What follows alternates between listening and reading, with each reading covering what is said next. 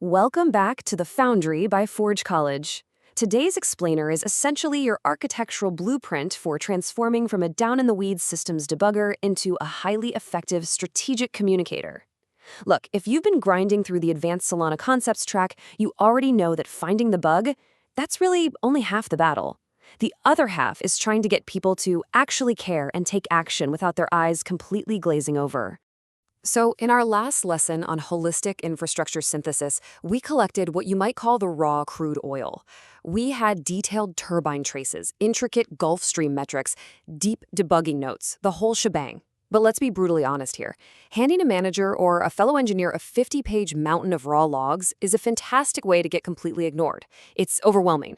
Instead, we need to refine that crude oil into a technical synthesis. We're talking about a concise, two-page document that acts as actionable rocket fuel, delivering targeted recommendations that decision-makers can actually use right away. Here is the blueprint for today's explainer. We'll start by escaping the data dump, map out the synthesis structure, look at a repeatable workflow, learn how to frame for your audience, dive into some real Solana examples, and then wrap up with our next steps. Okay, Section 1. Escaping the data dump, going from raw crude to rocket fuel. Think of a technical synthesis as a compact narrative that hits three very specific notes: what changed, why it matters, and what happens next.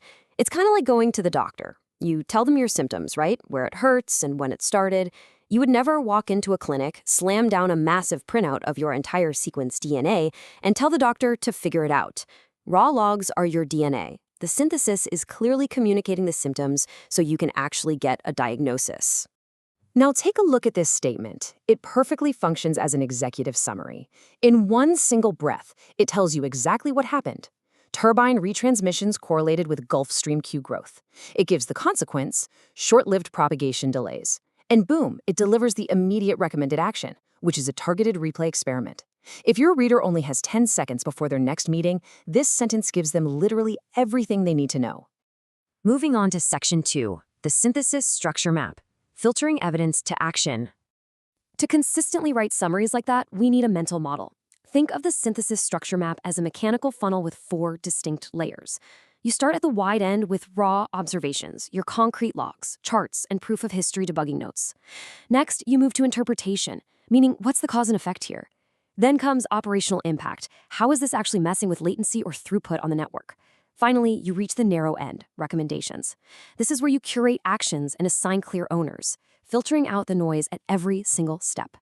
Now, as you reach that outer ring of recommendations, you always have to ask yourself, does each recommendation include an owner and a validation criterion?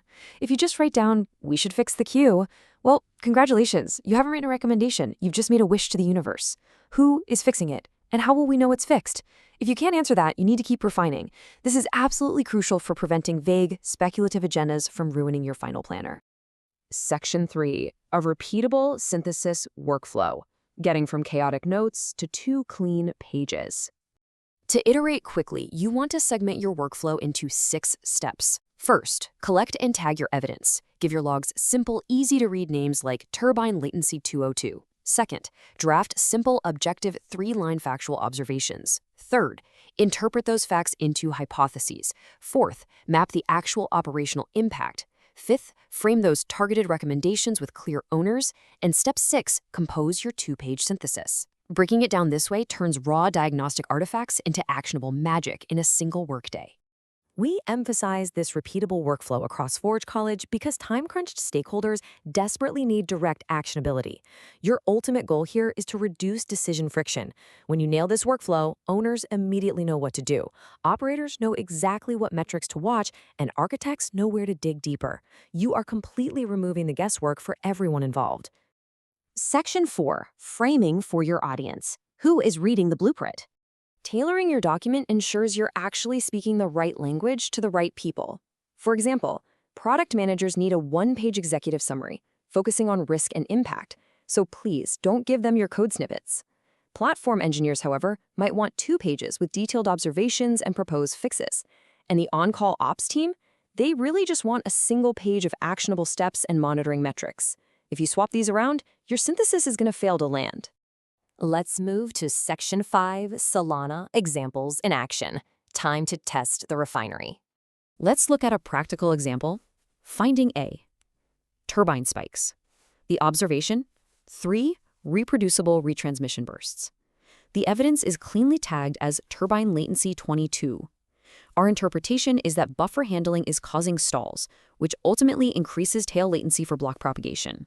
So our recommendation is crystal clear: a replay experiment owned by the infra team to be completed in 1 week. Notice how absolutely nothing is left vague here. Next up, finding B, Gulfstream Q growth. The observation is that Q depth spikes at ingress peaks. The evidence is tracked. Our interpretation is that upstream forwarding delays are creating back pressure, which degrades throughput. The recommendation? A rate-limiting experiment owned by the delivery team. We've taken a transient, annoying Q growth observation and transformed it into a highly structured, measurable 2-sprint experiment. And here is a total pro move. We even do this for things we couldn't find. Finding C highlights observability gaps. We observed missing high-resolution timestamps, which slows down root cause confirmation and tanks our resolution time. So we recommend adding synchronized timestamping, owned by the telemetry team. Documenting missing data is incredibly smart because it prevents future scope creep and massively speeds up your next investigation. You're actively upgrading your own tools. All right, section 6, wrapping up. Next steps, the final polish. Before we go, here are your 4 golden rules to take away. 1. Structure matters. Always use the map to filter your thoughts. 2. Frame for the audience. Pick your target reader early and adjust your tone to match them. 3. Pair recommendations. Every action needs an owner and a metric, otherwise it's just a suggestion. And 4. Tag your evidence so everything is auditable. Stick to these, and your notes become highly respected artifacts, not just frustrating data dumps. So, what's next? You're going to use the exact checklist we've built today as your direct bridge into our next lesson, translating analysis into structured summaries. That's where you'll take these raw planner notes and fully prepare them for high-level leadership review. You are well on your way to mastering component integration communication.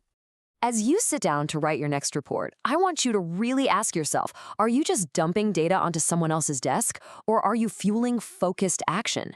The choice and the impact you have is entirely up to you. To continue exploring advanced Solana concepts and check out more Web3 learning tracks, make sure to visit forge.college. Thanks so much for joining me on this explainer, and I'll see you in the next one.